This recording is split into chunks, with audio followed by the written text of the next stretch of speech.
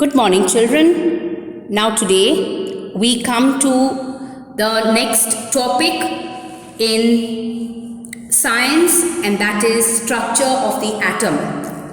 You have this lesson for the second summative exam now. First, before we begin the lesson, I would like you to delete whatever has to be deleted in this chapter for this year. Now, on my textbook, Chapter 4 is on page 46. This is an old textbook. On your textbook, the number may be different, the page number.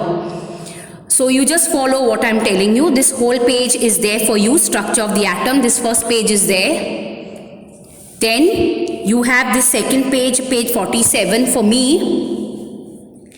So this is there, 4.2, the structure of the atom. 4.2.1, this is deleted. This whole thing is deleted. This is also deleted. 4.2.2 is also deleted. This is deleted. This whole page is deleted. This is all deleted. This page onwards, page 49 for me, 4.2.3, Bohr's model of an atom. From here onwards, everything is there till the end of the lesson. Have you followed? So note that 4.2.1 is deleted, 4.2.2 is also deleted, 4.2.3 onwards, everything is there for you.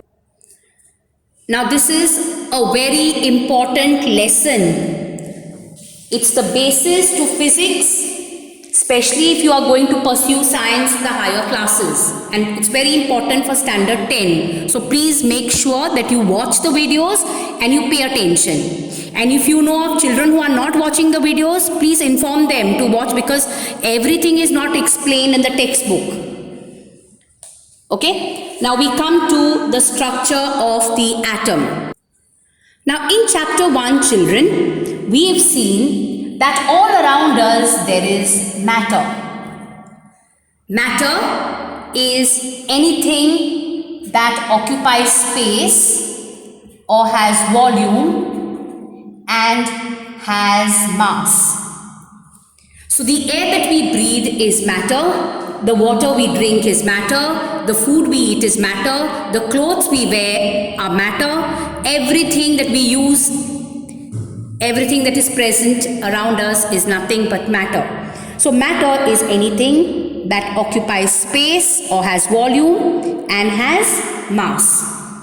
Now we know that matter is made up of very tiny particles, and these tiny particles are called atoms. So atoms are nothing but the building blocks of matter, just as letters are the building blocks of different words. Words together combine to give you different sentences. So same way, when atoms combine in different ways, they give you different kinds of matter. Now one of the major challenges before scientists at the end of the 19th century was to reveal the structure of the atom. Scientists wanted to know what an atom is, what it is made of, what is there inside the atom.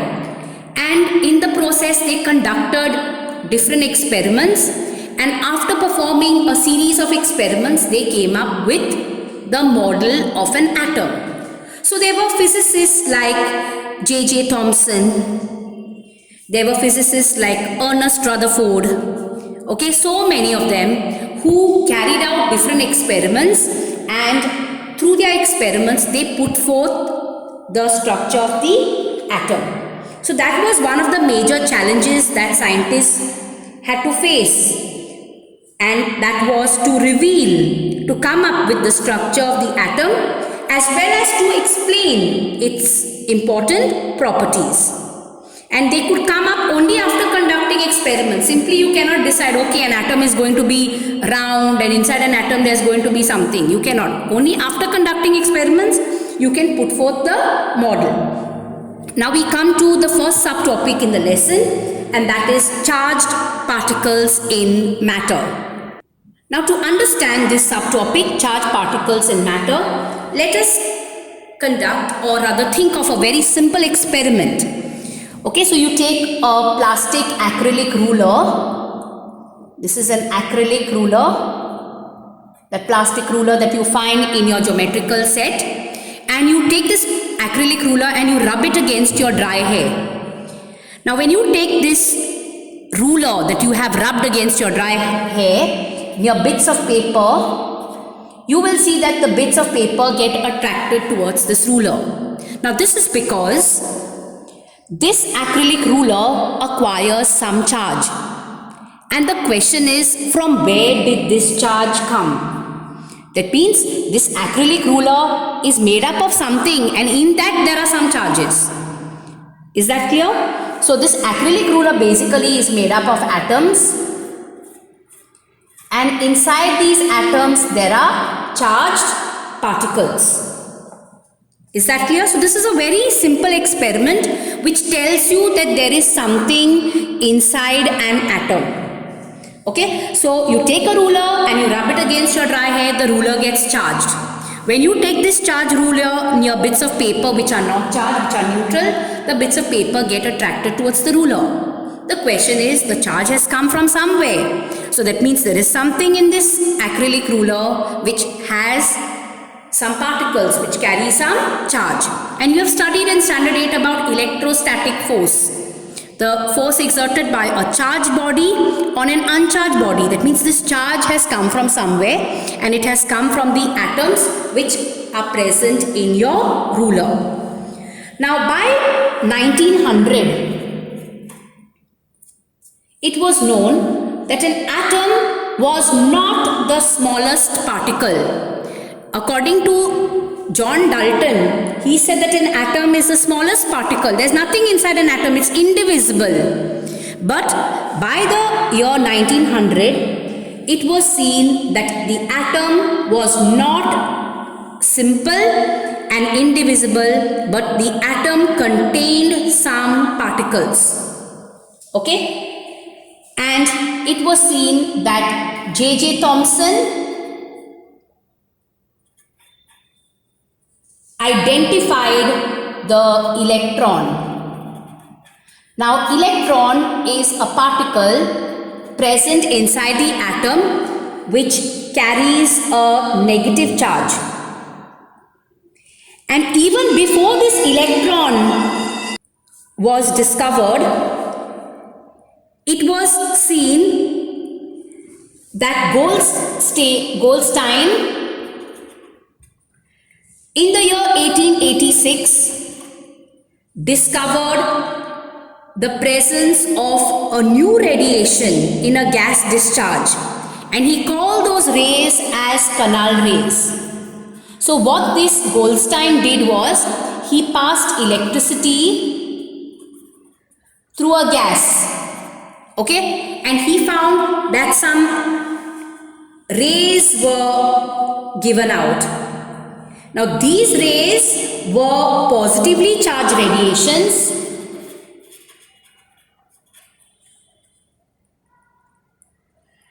and these ultimately led to the discovery of another particle. This particle was opposite in sign to that of an electron. Electron is negative, this particle was opposite, it was positive. And this particle was 2000 times heavier than the mass of an electron. Okay? And this particular particle was called a proton.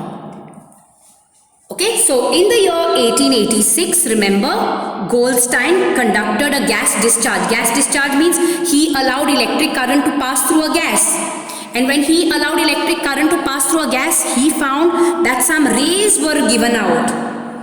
He called those rays as canal rays. These rays were nothing but positively charged particles. Okay?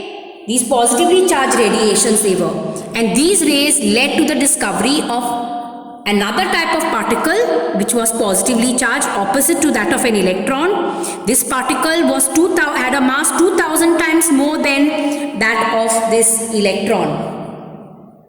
Is that clear? And this particle was called a proton. That means in an atom, now there are also positively charged particles. There are protons. So when they pass electricity, these rays, they say, came out from the atoms of the gas. The gas was present, electric current was passed through the gas, and suddenly some rays came out. So they say that those rays came out from the atoms which make up the gas. Those rays were positively charged. They were made up of particles called protons. Okay. Now in general, an electron is represented by small e with a negative sign, because electrons are negatively charged. And these protons, positive charges, are represented by p with a positive sign like this. So electron is represented by small e with a negative sign, and proton, which is positively charged, is represented by small p with a positive sign. Is that clear? Now these particles, now you know atoms are very, very tiny. One dot like this has millions of atoms. So imagine how tiny an atom is. And in that tiny atom, there are these particles which are even smaller. Now the mass of the electron is considered to be negligible, and the mass of a proton is considered to be 1 unit. Is that clear to all of you? So you could be asked for exam the difference between electrons and protons. So electrons are particles which carry negative charge. They are present in an atom. Protons are particles in an atom which carry positive charge. The mass of an electron is negligible, while the mass of a proton is 2000 times that of an electron. The mass of an electron is considered to be negligible, while that of a proton is much, much more. It's 2000 times that of a proton. Is that clear to all of you? So they say that inside an atom, there are these positively charged particles, protons, and there are these negatively charged particles, electrons, which balance each other. Is that clear? And then different scientists kept on conducting experiments to see how these protons and electrons are arranged inside the atom. Is that clear? Now after this, we are going to do Bohr's model of an atom.